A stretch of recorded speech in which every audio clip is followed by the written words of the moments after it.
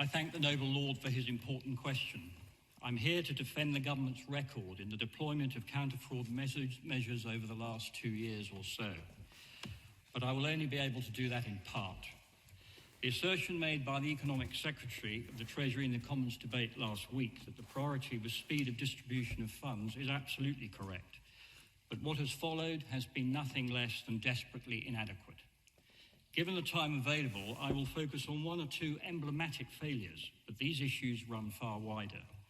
The oversight by both BEIS and the British Business Bank of the panel lenders of BBLs has been nothing less than woeful. They have been assisted by the Treasury, who appear to have no knowledge or little interest in the consequences of fraud to our economy or society. Much store has been given to the extra money allocated to HMRC, but it took a year to happen, and this department is already the most competent and well-funded in that discipline. Whereas at the beginning of COVID, BEIS had the grand total of 2 counter-fraud officials on its staff, neither of whom were experienced in the subject. They refused to engage constructively with the counter-fraud function that sits in the Cabinet Office, has considerable expertise and reports directly to me. Schoolboy errors were made, for example, allowing over 1,000 companies to receive bounce-back loans that were not even trading when COVID struck. They simply failed to understand that company formation agents hold in stock companies with earlier creation dates. I've been arguing with Treasury and BEIS officials for nearly 2 years to get them to lift their game. I have been mostly unsuccessful. My Lords, you can see it is my deeply held conviction that the current state of affairs is not acceptable. Given that I'm the Minister for Counter-Fraud, it feels somewhat dishonest to stay on in that role if I'm incapable of doing it properly, let alone defending our track record. It is for this reason that I've sadly decided to tender my resignation as a Minister across the Treasury and Cabinet Office with immediate effect. I would be grateful if my noble Lord would pass this letter on to the Prime Minister at his earliest convenience.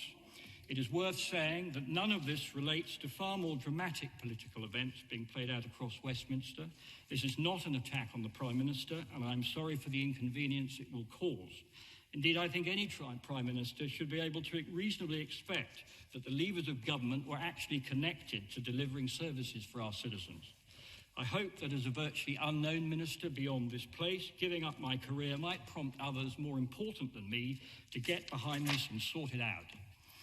It matters for all the obvious reasons, but there is a penny of income tax waiting to be claimed here if we just woke up. Total fraud loss across government is estimated at 29 billion a year. Of course, not all can be stopped, but a combination of arrogance, indolence and ignorance freezes the government machine. Action taken today will give this government a sporting chance of cutting income tax before a likely May 2024 election. If my removal helps that to happen, it would have been worth it.